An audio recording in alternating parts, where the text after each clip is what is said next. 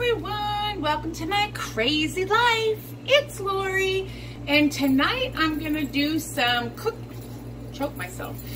keto for one. I have some Brussels sprouts in the microwave that I'm gonna saute in a pan, and I have a 1 pound pork tenderloin. This pork tenderloin will feed me dinner tonight, dinner tomorrow, and dinner Saturday, because I'm working at my part-time job.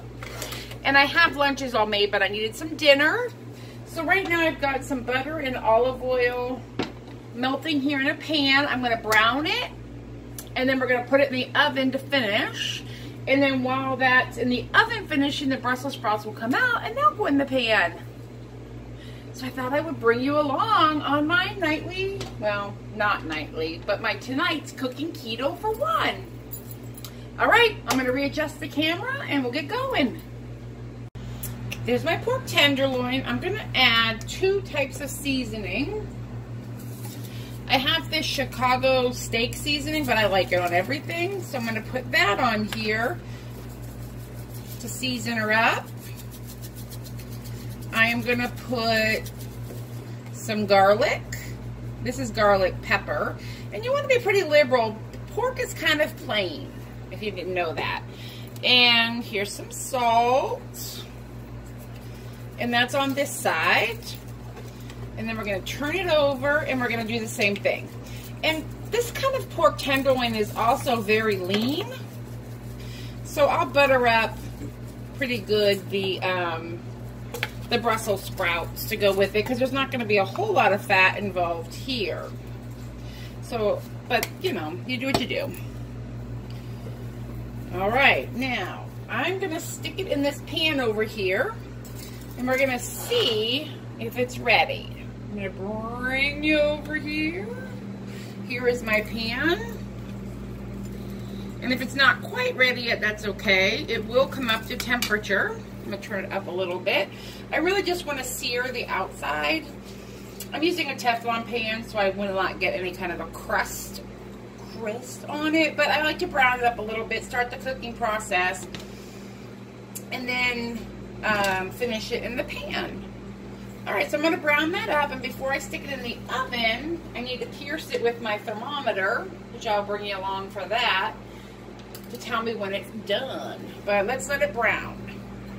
Alright, everybody, I got the pork a little crispy on this side here. So I'm going to transfer it over. I'm going to move that pan off the heat.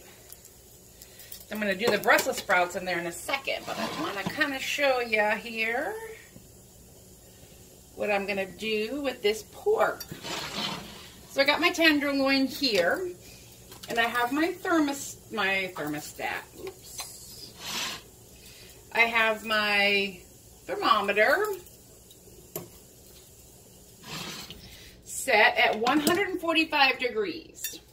So now what I'm going to do is stick it in the middle of that pork, just like that. Let me bring it over here and show you. So I have it in here. I have it set to 145 degrees. Right now the temperature is 59 because I really only heated up the outside.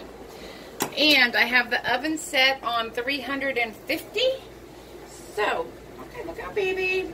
Look out, it's hot. Yeah, I'm going to tell my cat the oven's hot. And I'm going to stick it in the oven. When the timer goes, or the alarm goes off, I will know that it's 145 degrees. 145 degrees total. Now I'm going to clean out this pan because I got a little charry. And then we're going to do the Brussels sprouts in a little bit. Perfect. I've got the pork in the oven. And all I'm doing is sauteing my Brussels sprouts in a little bacon rendering and butter. They've been steamed already in the microwave. It was a steam bag, so they're pretty cooked. I'm just trying to like turn them up a little bit and give them a little more flavor. So I salt, peppered, and garliced them. And that's it. They're just going to kind of cook away here on low. The pork has quite a while to go. It's only at 82 degrees, so it's just a while to go on the pork. But it'll be good. I'll let this cook away. I'll let the pork do its thing, and then we'll come back and portion it up. My alarm is going off. And what that means, friends, is that my pork tenderloin has hit the desired temperature of 145 degrees. Need to pull that without touching anything because it's hot. I'm going to let that cool, and then I'll wash it. The pork has to rest, so I'm just going to leave it on this little pan here for a while. The Brussels sprouts are doing their thing. They're pretty much done as well. So everything goes off, and all of this needs to cool down. This all took me about 40 minutes, if I'm being honest, because I was also doing dishes and stuff in between. But this took me about 40 minutes, but it's 3 nights dinner. And I'm working tomorrow night, and I'm working Saturday night, so I needed to have something to bring. And I'm hungry tonight. So the pork is resting in its little pan here, and I'll give it about, I don't know, 20 minutes, 30 minutes to cool off so I can cut it. If I were to cut it now, the juices would run and it would be dry. And pork is dry anyway, so we're not going to have dry pork. So what we're going to do is put this in the sink. I already have a pot of hot water going. I need a pan of hot water. So I'm just going to let that clean and wash that and put it away. If you're wondering, this is Taylor brand. I think it was like $15 or something silly at the grocery store. Oh, this says pork should be 160 degrees. What? Fish is 145. Oops. We'll put it back in for a little bit.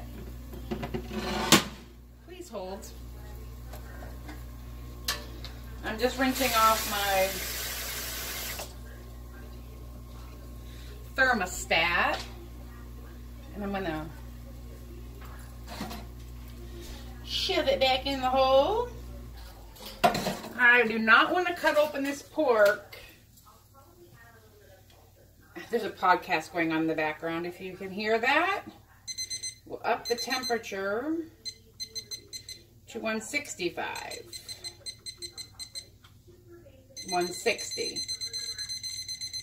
Oh, but wait. But it's telling me it's 178 in here. Okay, I hear you. So what happened?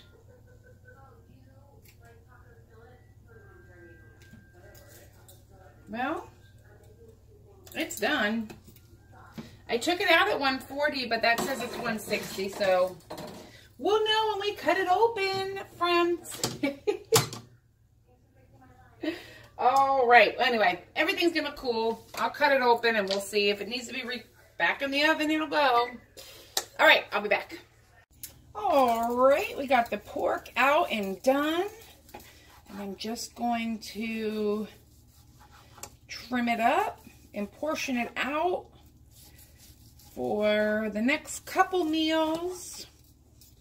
So I think that's a good amount for that night. And this is really good pork, and it was so inexpensive at Aldi. I think the 1 pounder was like $3, which, I mean, could I probably done something different? Sure, but this is delicious.